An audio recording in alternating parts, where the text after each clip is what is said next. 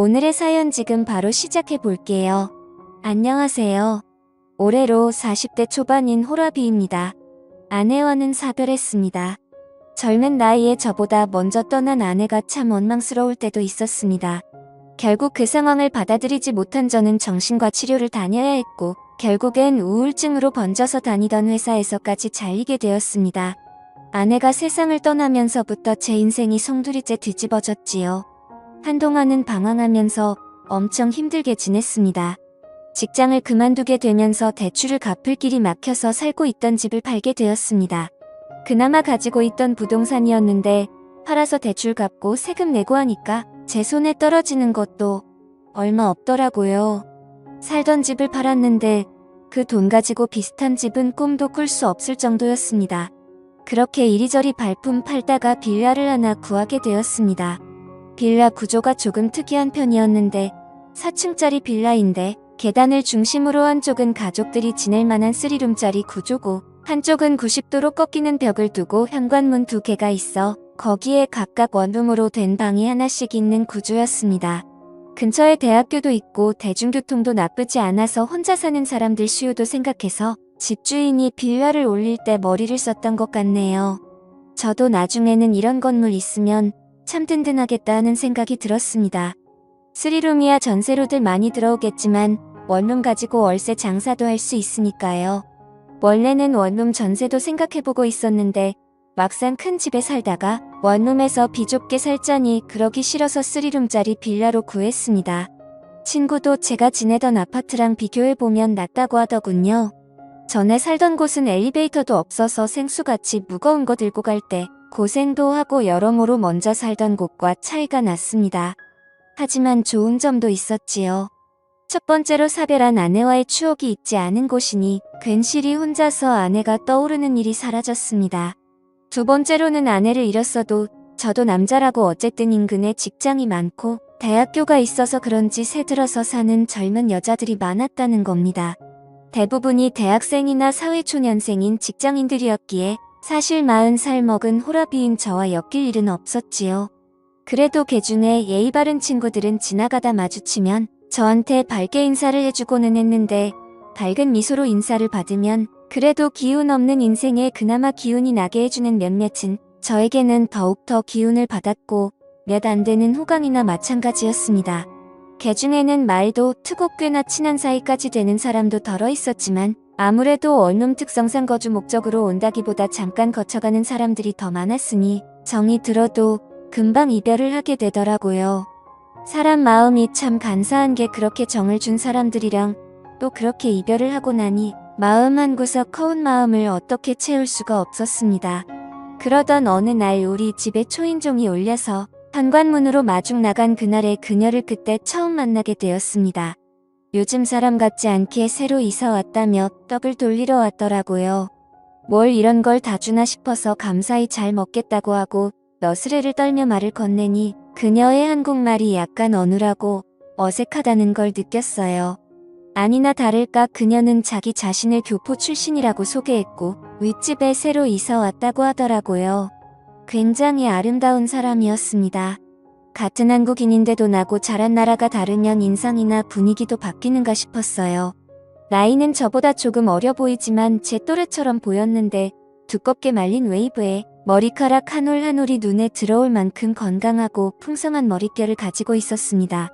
피부도 살짝 햇빛에 그을린 듯 까무잡잡해 보였는데 그래서 그런가 새빨갛게 칠한 입술과 웃을 때 보이는 가지런한 하얀 이빨이 유난히도 눈에 들어오더라고요. 화장하는 방법도 어렴풋이 한국 여자들하고는 많이 달라 보였고 한국인이지만 이국적이다라는 느낌을 받았어요. 아무튼 이래저래 인사를 나누는데 외국에서 와서 그런지 제잘제잘 본인의 이야기를 열심히 하더라고요. 손짓 발짓 섞어가며 어눌한 한국말로 이야기를 해주는데 그녀의 사연도 저 못지 않았습니다. 그녀는 어릴 적에 입양이 되었고 외국인 부모님 손에 자랐답니다. 그리고 한국인 남편을 만나게 되어 결혼을 했는데 남편은 불의의 사고로 미국에서 명을 달리했다고 합니다. 그런데 남편이 버릇처럼 한국이란 나라는 정말 좋은 나라라고 했다며 기회가 되면 한국에서 살아보자고 종종 이야기를 하곤 했었다고 하네요. 그녀도 저처럼 남편을 잃고 방황하다가 마음 추스르고 남편과의 약속을 지키러 혼자서 무작정 한국으로 왔다고 하는 겁니다. 원래는 한국말을 거의 못했는데 한국인 남편과 결혼 생활을 하면서 지금 정도의 수준까지 익히게 되었다고 하더라고요. 문 앞에서 대화가 어쩌다 보니 엄청 길어지게 되어서 집안이 정리가 안 되어 있긴 하지만 들어와서 차라도 한잔하겠냐고 물어봤어요. 그런데 그녀가 살짝 경계하는 표정을 짓더니 아직 이웃들한테 다 인사도 끝나지 않았고 시간이 나면 들리겠다 말하고 자리를 떠났습니다. 나중에 정식으로 꼭 좀 초대해달라고 하고 제 시야에서 사라지는데 오랜만에 나는 또래 여자와의 대화라 그런지 그날 이후로 계속 그녀가 떠오르더라고요. 괜히 윗집에서 소음이 들리면 신경 쓰이고 참견하고 싶고 그녀와 가까워지고 싶다는 생각이 들었습니다. 아무래도 공동주택이다 보니 윗집에서 수도를 쓰고 있으면 물이 내려가는 소리가 들리더라고요. 그래서 그녀와 가까워지고 싶다는 생각이 들었습니다.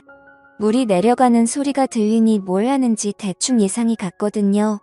그렇게 저도 모르게 윗집에 누군가 살고 있는 소음에 신경 쓰며 지내니 왠지 모르게 한 집에서 같이 지내는 것 같다는 생각이 들었습니다. 같은 빌라에 사는 원룸 사는 대학생들이나 직장인들 중 개중에 친화력이 좋은 친구들은 뒤로하고 보통은 나이차가 나는 데다가 아저씨 혼자 살기 때문에 저를 좀 불편해하는 기색이 많았거든요. 그리고 1층과 2층에 사는 애 딸린 신혼부부들은 저한테 신경 쓸 겨를도 없어 보였고요. 그런데 유독 그녀만이 반갑게 인사를 해주고 마주칠 때마다 웃는 얼굴로 대해주는 그녀가 너무 좋아지기 시작했습니다. 아무튼 그날도 위층에서 나는 그녀의 생활 소음을 들으면서 집에서 휴식을 취하고 있는데 복도 끝에서 쩌렁쩌렁하게 집주인 아줌마의 목소리가 울리더군요. 그리고 이어서 그녀의 당황한 듯한 목소리가 들려왔습니다. 윗집에서 나는 발자국 소리에도 귀 기울이는 제가 그녀의 당황한 목소리를 그냥 지나칠 수는 없었지요. 그녀의 목소리가 들려왔습니다. 그래서 현관문을 열고 나가 무슨 이야기를 하고 있는지 들어봤더니 집주인이 그녀에게 음식물 쓰레기 분리수거를 하나도 안 할 수가 있냐고 하면서 잔소리를 하고 있더라고요. 살짝 문을 열어서 집 밖으로 나가서 은근슬쩍 집에 들어가는 척을 하다가 윗집에서 난 소리에 이끌려 궁금해서 참견하러 온 사람처럼 윗집 계단까지 따라 올라가 무슨 일이냐고 물어봤습니다. 집주인 아줌마는 짜증이 가득 나서는 요즘 일반 쓰레기에서 음식 섞는 냄새가 너무 많이 나서 보니 이 집에서 음식물 쓰레기를 일반 쓰레기에 버리고 있었다고 하면서 저한테 하소연을 하더라고요.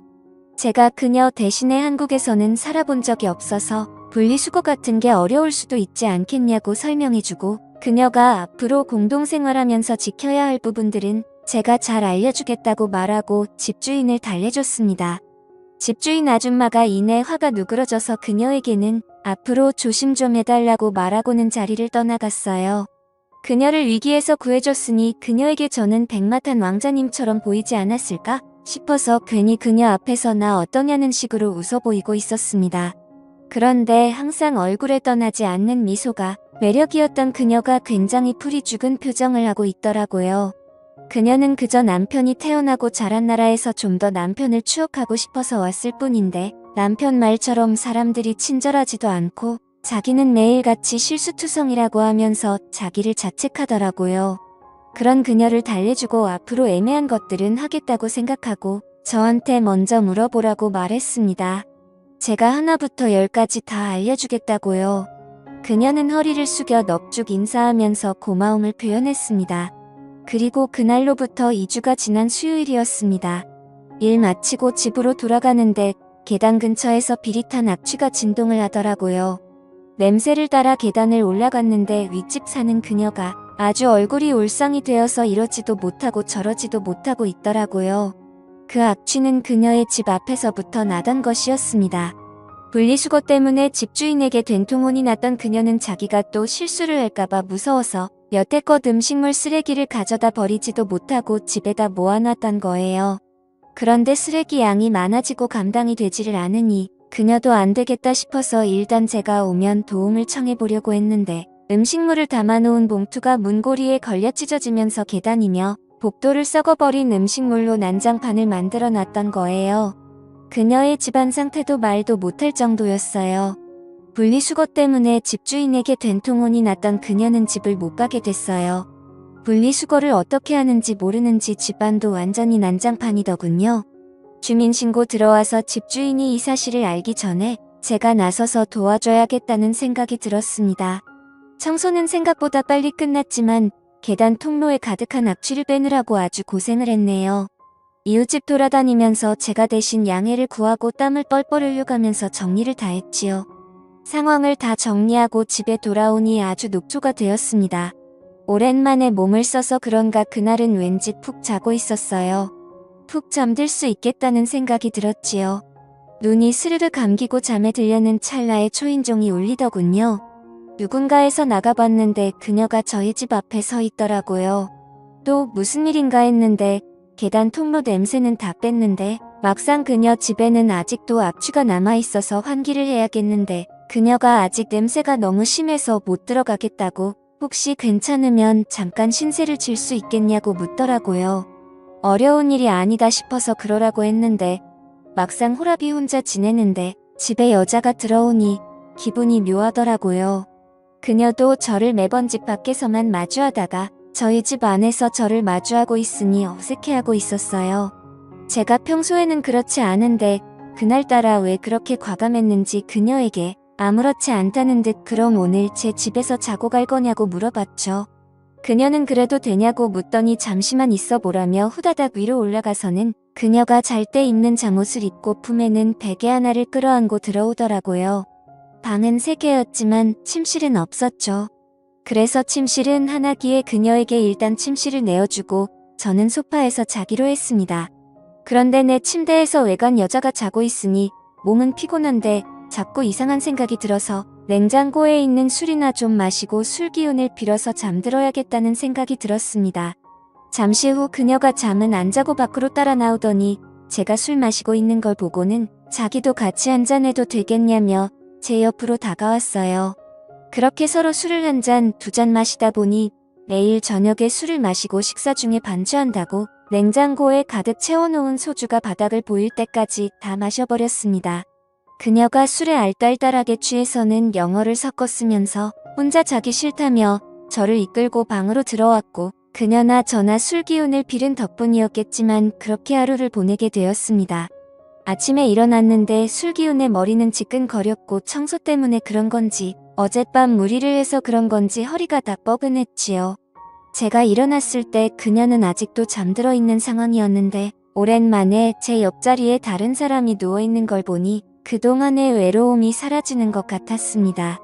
조용히 자리에서 일어나 저는 출근을 했어요. 회사에서도 전날 그녀와 있던 일이 꿈만 같았고 술기운과 섞여있던 그녀와의 장면들을 하나하나씩 되새기기 시작했지요. 속으로 웃음이 다 나더라고요. 아내가 떠난 뒤로는 제 인생에 또 이런 날들이 있을까 싶었는데 그 일이 현실이 되었으니 말입니다.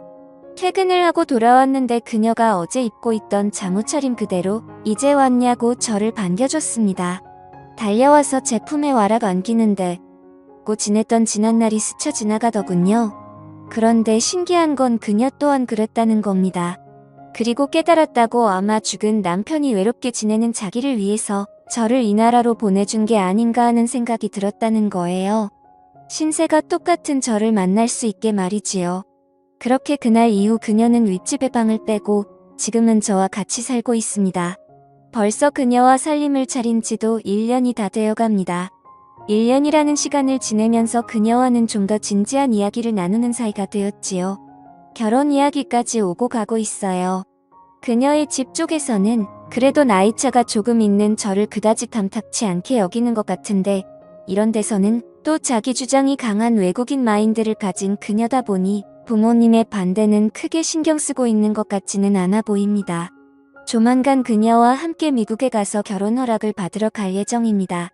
좋은 결과가 있도록 사연 들어주신 여러분들에게 저를 응원해주시면 좋겠습니다. 저도 아내를 잃은 아픔을 딛고 일어서 좋은 사람을 만나 새 살림을 차리게 되었으니 힘들었던 시간만큼 이제는 다시 행복해지고 싶네요. 오늘의 사연은 여기까지네요. 긴 사연 끝까지 들어주셔서 감사합니다.